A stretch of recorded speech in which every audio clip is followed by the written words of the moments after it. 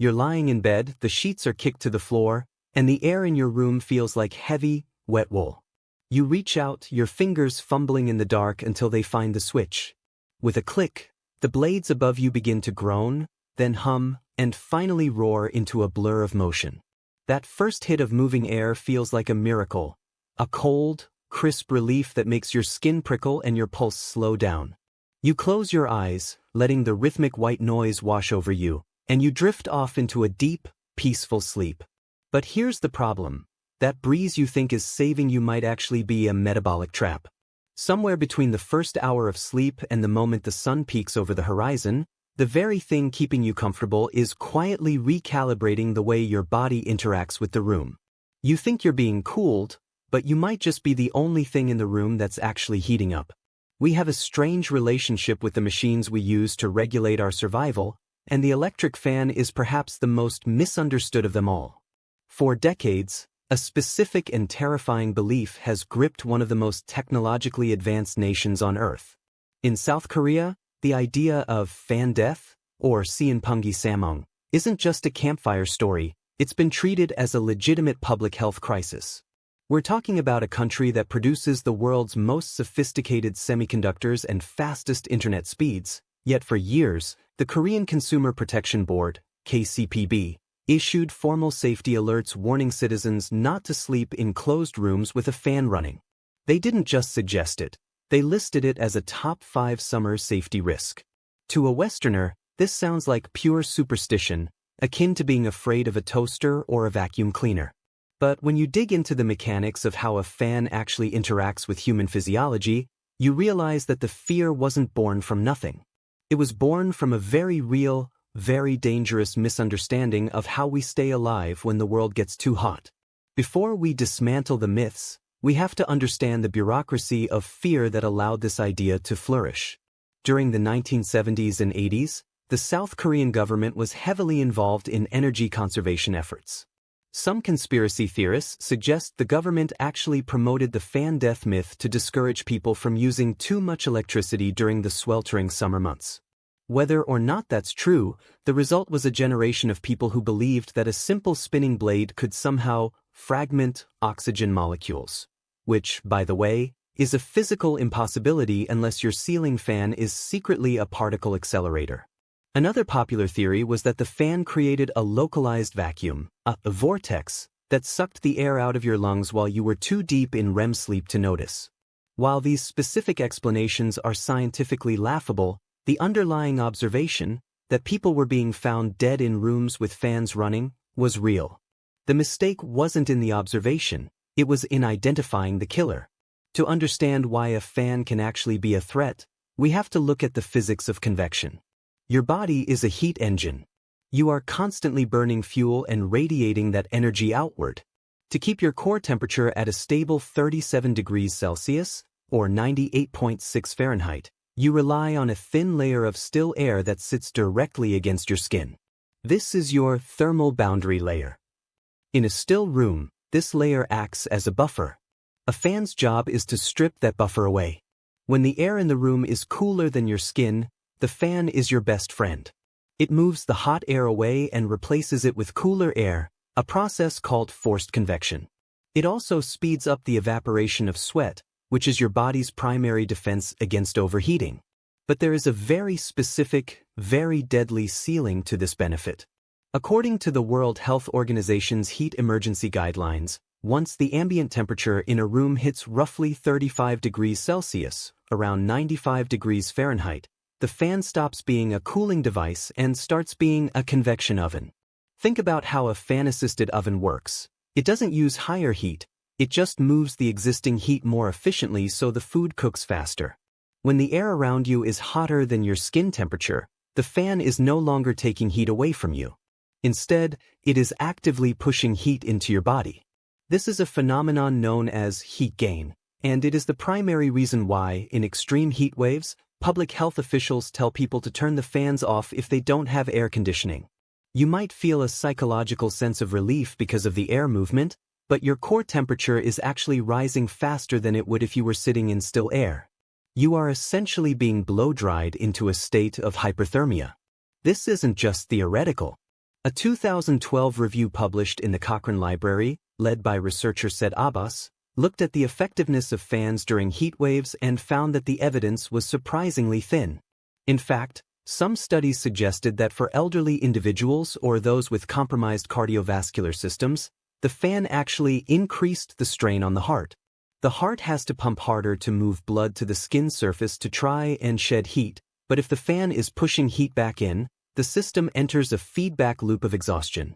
It's worth noting that your heart is surprisingly fragile when it's trying to do two jobs at once. In a sealed room during a 100-degree heat wave, a fan isn't a lifesaver, it's an accelerant. The myth of fan death might have been a clumsy way of describing what was actually heat stroke exacerbated by misapplied technology. But what if the room isn't that hot? What if you're just a regular person sleeping in a normal bedroom? This is where we move from the danger of heat to the danger of desiccation. Your body is composed of about 60% water, and your respiratory system requires a very specific level of humidity to function. When a fan blows air across your face for 8 hours straight, it acts as a high-powered dehydrator. It's not just your skin that dries out, it's your mucous membranes, the linings of your nose, throat, and eyes. This can lead to a phenomenon known as nocturnal xerostomia, or extreme dry mouth, which sounds like a minor annoyance until you realize that your saliva and mucus are your first line of defense against pathogens. When those membranes dry out, they become irritated and prone to microfissures. This is why many people wake up with a fan hangover, a sore throat, a stuffed nose, or a headache. In a 2017 study on indoor air quality and sleep, researchers found that increased air movement in a bedroom can actually trigger the body to produce more mucus as a defense mechanism, leading to sinus congestion and a lower quality of deep sleep. You've probably felt this yourself, waking up feeling like you've been breathing desert air. For people with asthma or allergies, the problem is compounded. A fan doesn't just move air, it's a giant centrifugal collector for dust, pet dander, and pollen. It sucks these particles in from the room and blasts them directly into your open airways while your body's natural filtering systems are in a low-power state. You aren't just breathing, you're being peppered with microscopic debris all night long. Then there's the issue of gas. One of the more scientifically grounded, though still debated, theories regarding fan-related health issues involves the pooling of carbon dioxide. When you sleep, you exhale CO2. In a small, poorly ventilated room, that CO2 can form a sort of invisible bubble around your head, especially if you are a quiet sleeper who doesn't move much. This is a real concern in spacecraft design. NASA has to use high-powered fans on the International Space Station specifically to prevent CO2 bubbles from suffocating astronauts in their sleep. On Earth, however, a fan is usually thought to prevent this by mixing the air. But fluid dynamics is a tricky beast.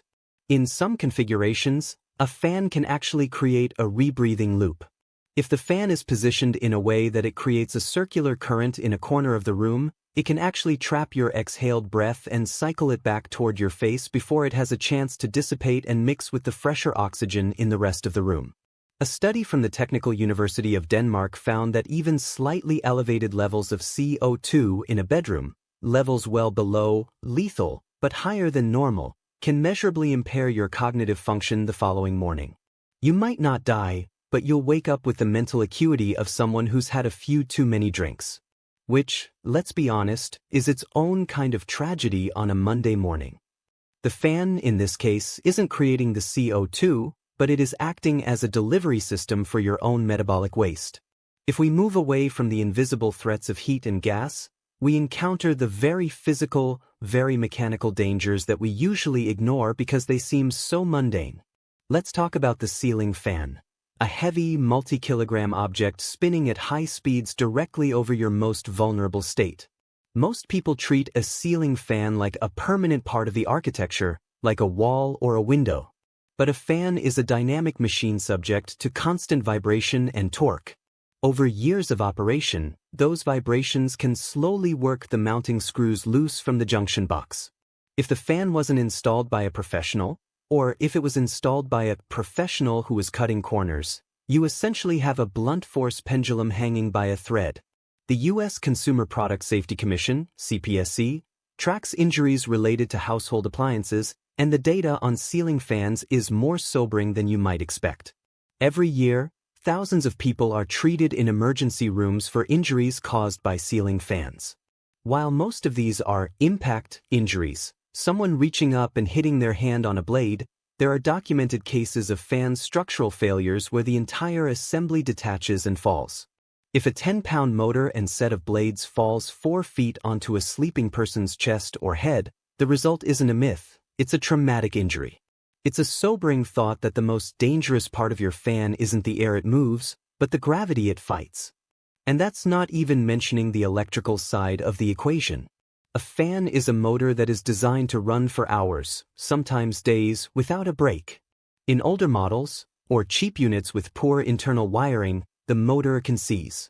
When a motor seizes but the electricity is still flowing, it creates massive amounts of heat. This can lead to an electrical fire that starts in the ceiling, well above your smoke detector's immediate reach, while you are unconscious.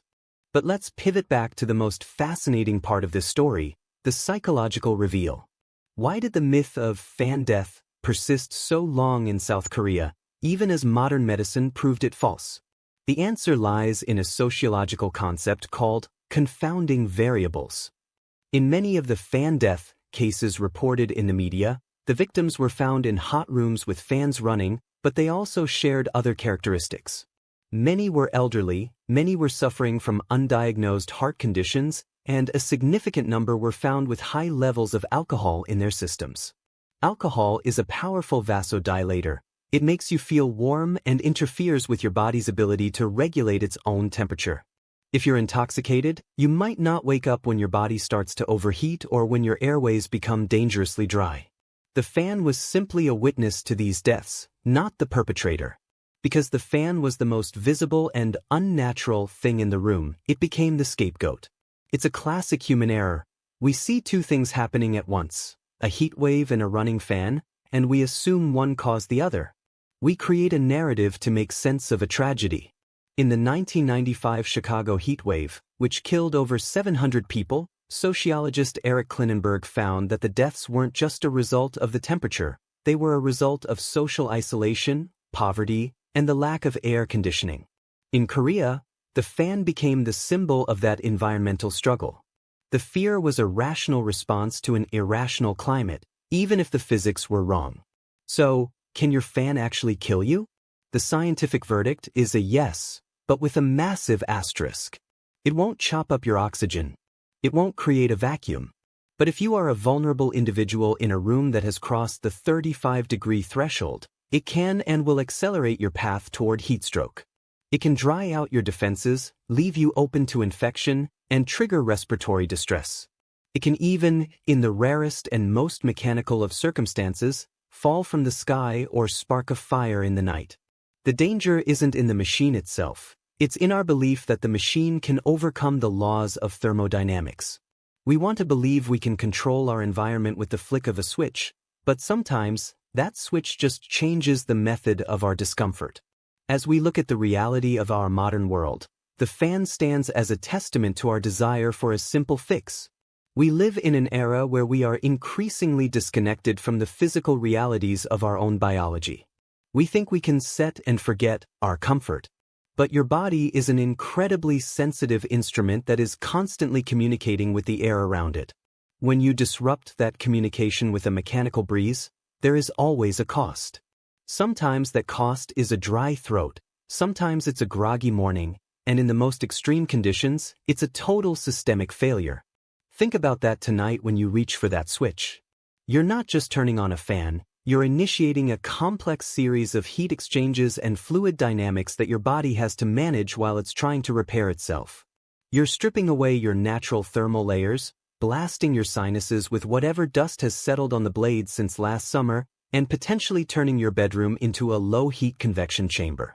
It's a gamble we all take for the sake of a little bit of white noise and a perceived breeze. And let's be honest, most of the time, the gamble pays off. But the fact that it pays off most of the time is exactly why we're so unprepared for the one time it doesn't. We've spent the last 20 minutes peeling back the layers of this mystery, From the particle physics-defying myths of fragmented oxygen to the very real and grounded dangers of ceiling fan torque. We've seen how a culture can build a fortress of fear around a simple household object, and how science can simultaneously debunk the myth while highlighting a completely different, much more subtle set of risks. The fan in your corner isn't a monster, but it isn't your savior either. It's just a tool, and like any tool, it has a failure state. The paradox we started with, the idea that a cooling breeze could be a metabolic trap, is the ultimate lesson here. Comfort is not the same thing as safety. In fact, in the world of human physiology, comfort is often the mask that danger wears right before it strikes. We feel the cool air, and we stop looking for the signs of dehydration or heat stroke. We hear the soothing white noise, and we ignore the rattle of a mounting screw that's about to give way. We trust the machine because the machine makes us feel good in the moment. So, tonight when the room gets heavy and the air feels like wool, go ahead and reach for that switch. But do it with your eyes open. Check the temperature. Make sure you've had enough water. Give that ceiling fan a quick glance to see if it's wobbling more than it should. The fear of fan death, as it was told in the 1970s, is a ghost story, a relic of a time when we were still figuring out how to live with the machines we'd built. But the reality of environmental stress and mechanical failure is very much alive. The most unsettling thing about this entire investigation isn't the idea that a fan could kill you. It's the realization of how little we actually know about the environments we spend a third of our lives in. We spend thousands of dollars on mattresses and pillows, but we barely understand the physics of the air we're breathing while we use them. We trust our lives to a set of plastic blades and a copper motor, and we don't give it a second thought until someone tells us we should be afraid. As you lie there, waiting for sleep to take you, listen to the rhythm of the blades. It's a steady, comforting sound, isn't it? It's the sound of modern life. But remember that your body doesn't care about modern life. It cares about the 35-degree ceiling. It cares about the moisture in your lungs. It cares about the CO2 pooling in the hollow of your pillow. The fan isn't your enemy, but it isn't your friend. It's just a reminder that even in our most private, protected moments, we are still subject to the cold, hard laws of the physical world. Does this mean you should go rip the fan out of the ceiling? Of course not. For most of us, in most conditions, a fan is a perfectly reasonable way to get a better night's sleep. The thermoregulatory benefits for a healthy adult in a temperate room are well documented. But the next time you find yourself in a true heat wave, or the next time you wake up with that familiar, dry-throated fan hangover, remember that the air is moving for a reason, and that reason isn't always to your benefit. Before we close this chapter on the secret life of our appliances, ask yourself this: what other harmless things in your room are quietly changing your biology while you sleep? We live in a world of invisible fields, mechanical hums, and artificial environments. The fan is just the most visible example of a much larger story. If you enjoyed this dive into the mechanics of the mundane, there are plenty more rabbit holes to explore. Every object in your house has a history, a set of physics, and a potential failure state that most people never think about. Stick around, and we'll uncover them together. Tonight, when you finally drift off, you'll probably be fine. The odds are overwhelmingly in your favor. But as the world gets warmer and our heat waves get longer, the line between cool and cooked is getting thinner every year. The fan in your corner is a survivor from an older era of technology, simple, robust, and slightly dangerous. It's a reminder that we are never truly out of the woods, even when we're in our own beds. The final fact of the matter is this: your body is an engine that cannot be fooled by a simple breeze once the environment turns against it. In a sealed room at 104 degrees Fahrenheit, your fan will not save you. It will simply serve as a witness to your body's inability to fight the laws of physics. You are a biological entity living in a mechanical world, and the machine doesn't care if you're comfortable. It only cares that the electricity is flowing and the blades are spinning. Sleep well, keep the air moving if you must, but never forget that you are the most fragile thing in the room. Look up at those blades one last time before you turn out the light, and realize that you are exactly one mechanical failure, one heat wave, or one dry night away from becoming another statistic in the long, strange history of man versus machine.